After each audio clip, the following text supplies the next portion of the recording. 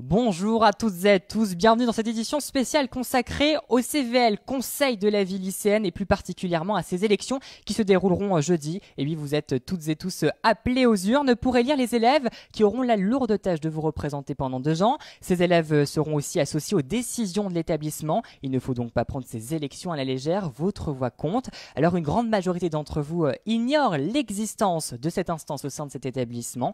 Alors pour résumer, elle est composée de 10 élèves lycéens élus pour 2 ans, 5 enseignants au personnel d'éducation, on y compte les CPE et les AED, assistants d'éducation, 3 personnels administratifs et 2 représentants des parents d'élèves. Alors, la mission première de ce conseil est de représenter les élèves, certes, mais pas seulement, et pour nous éclairer davantage sur les différentes missions menées par le conseil de la vie lycéenne, j'ai avec moi sur ce plateau Madame Charroin ainsi que Monsieur Frenzel. Bonjour à vous deux, vous êtes CPE, conseiller principal d'éducation, et vous êtes aussi accompagné de Lucas Lopez, vous êtes élève en terminale bac pro vente, vous êtes ancien vice-président de ce CVL. Alors je vais me tourner vers vous, Monsieur Frenzel, pour vous demander un peu l'importance d'avoir un conseil de la vie lycéenne au sein d'un établissement scolaire comme celui-ci.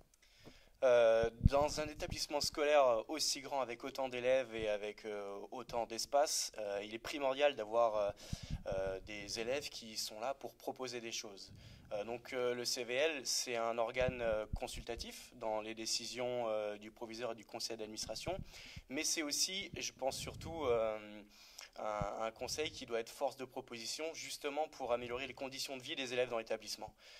C'est ce qui est primordial parce que ce que les élèves veulent, c'est pas simplement venir au lycée, c'est venir dans leur lycée. Et nous, en fait, notre job au CVL, que ce soit les membres comme moi, que ce soit le vice-président comme Lucas ou la référente du CVL comme Madame Charroin, c'est de faire en sorte de permettre aux élèves de s'approprier ce lycée et de leur permettre de venir ici, mais pas seulement pour avoir cours et pour attendre entre les cours, mais pour en faire un véritable lieu de vie. Donc ça passe par des projets que Lucas pourra détailler, des projets passés, des projets qui sont dans les bacs en ce moment, qui sont en train d'être réfléchis, puis des projets futurs qui seront à élaborer avec les membres du CVL qui seront élus ce jeudi.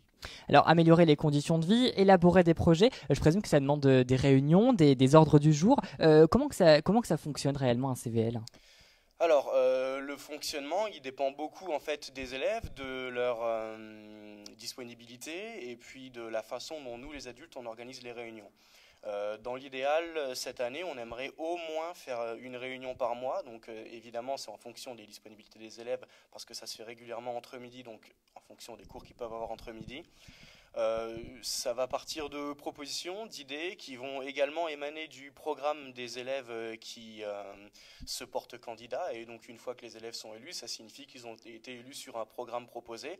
Et donc ce sera à nous de voir ce qu'on peut mettre en œuvre dans ces programmes-là. Et donc d'établir tout simplement une hiérarchie dans ce qui est le plus important à faire d'abord. Et puis surtout une chronologie des choses. Alors, des propositions futures de projets. C'est vers vous à présent, Lucas Lopez, que je vais me tourner. Quelles sont les propositions et les projets que vous avez pu mettre en place par le CVL? Alors, je m'exprime en vous parlant à la deuxième personne du pluriel, car vous représentez en ce jour l'ensemble de ce conseil. Quelles sont ces propositions et ces projets? Alors jusqu'à maintenant, depuis 2 ans maintenant, il y a la continuité de ce bal de promo ouvert au terminal. Il y a eu diverses activités au sein de la MDL comme les goûters de Noël. Et encore actuellement, on réfléchit à d'autres projets comme par exemple la balle de printemps ouvert à tous les élèves et à l'intégralité des lycéens. Alors permettez-moi de vous poser une question. Lucas, les étudiants attendent des réponses claires et précises. Tu le sais mieux que moi, Lucas, on peut suivre l'intégralité de l'actualité du CVL sur vos réseaux sociaux. Le lien s'affiche et dans les commentaires de ce Facebook Live. Sur ces réseaux sociaux, il y a quelques temps, vous avez annoncé vous avez évoqué l'arrivée d'un baby-foot. On pourrait se dire qu'il est arrivé. Il y en a un à l'MDL, mais je vais peut-être vous l'apprendre. Ce baby-foot n'appartient pas au CVL et encore moins au lycée. Il est tout simplement prêté par l'espace jeune de Romba. Il est apparu du jour au lendemain. Vous-même, vous n'avez pas tout compris. Ce n'est pas la première fois que des projets aboutissent à moitié ou n'aboutissent pas. Quelles sont les causes, Lucas?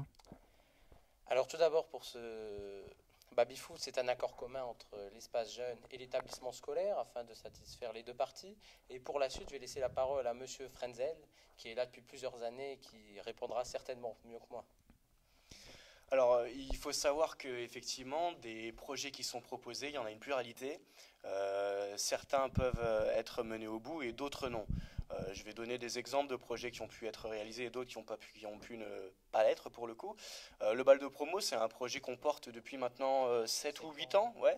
Et c'est quelque chose qui fonctionne. Ça a émané d'une demande des élèves pour le coup. C'était un sondage qui avait été fait à l'époque et les élèves voulaient absolument un vrai bal de promo à l'américaine. Donc c'est le vrai bal de promo avec un DJ qu'on paye, avec un buffet froid, un apéro dînatoire qui est proposé. Donc ça, c'est vraiment un exemple de projet qui fonctionne et qui est renouvelé d'année en année. Effectivement, comme l'a dit Lucas, nous, l'objectif maintenant, c'est de faire évoluer ça et de permettre d'ouvrir un bal qui soit auquel tous les élèves puissent participer. Donc c'est un projet et là, on verra si on peut le faire aboutir ou pas. Dans les projets qui n'ont pas fonctionné, effectivement, on peut citer l'achat d'un baby-foot. Il faut savoir que pour que nous, on puisse acheter un baby-foot et le mettre ici en place, il fallait que ce soit un baby-foot qui soit avec une vitre en plexiglas. Et donc, c'était quelque chose qui était très, très cher parce que l'idée, en plus, c'était, si vous voulez, de faire un baby-foot payant, de récupérer l'argent de ce baby-foot pour réinjecter dans d'autres projets. Le souci, en fait, s'est posé dans la récolte de l'argent parce que là, c'est très précis qui peut ou pas récolter l'argent. Et en fait, le plus simple pour nous, c'était de se constituer en association. Donc ça, c'est effectivement un projet qui sera porté également par le CVL, le fait de créer une association Maison des lycéens. Une fois que cette association est créée, pour la récolte de l'argent, on n'a plus à dépendre des services d'intendance et on peut y aller de manière autonome. Un autre projet qui n'a pas fonctionné, et là pour le coup c'est complètement en dehors de notre volonté, c'est le fait d'amener Netflix en Maison des lycéens. Et là en fait c'est tout simplement des freins juridiques. Donc on s'est renseigné auprès du rectorat, de l'inspection académique et du tribunal, a priori tribunal administratif ou d'accord et associatif, et on a eu des freins de ce type-là qui n'étaient pas du tout qui n'était pas du tout évidemment volontaire de notre part. Netflix nous avait plutôt donné le feu vert en disant que juridiquement c'était jouable, mais la cellule juridique ensuite au rectorat nous a dit qu'on ne pouvait pas trop y aller. Alors, on a parlé un peu des aspects négatifs, mais on va parler aussi des aspects positifs. Les projets qui vont arriver et qui vont être mis aussi en place par le CVL. Lucas, je vais vous demander de reprendre la parole. Comment vous projetez le CVL dans 3-4 mois? Les propositions futures? Alors, dans 3-4 mois, il y aura eu des élections, il y aura eu les élèves élus. Le micro, s'il vous plaît, parce qu'on risque de ne pas vous entendre. Il y aura eu les élèves élus, donc ces élections, les projets qu'ils auront portés et amenés à travers des réunions et autres, absolument, nous verrons aussi dans le champ du possible. Mais il y a tout d'abord cette association qui permettra une certaine autonomie, une certaine légitimité, car en effet, tous les élèves de la cité scolaire pourront y apporter leur aide et le soutien de l'administration que nous avons aussi pour ces projets.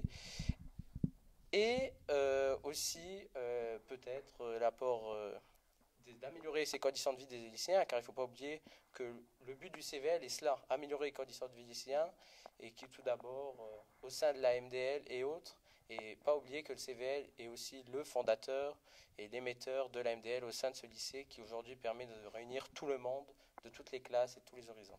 Merci bien Lucas Lopez. Madame Charouan, je vais vous demander de revenir je vais vous demander de nous parler un peu de ce qui va se passer jeudi, cette journée un peu particulière, celle des élections. Voilà, exactement. Donc jeudi prochain va se dérouler les élections du CVL, des élèves élus du CVL.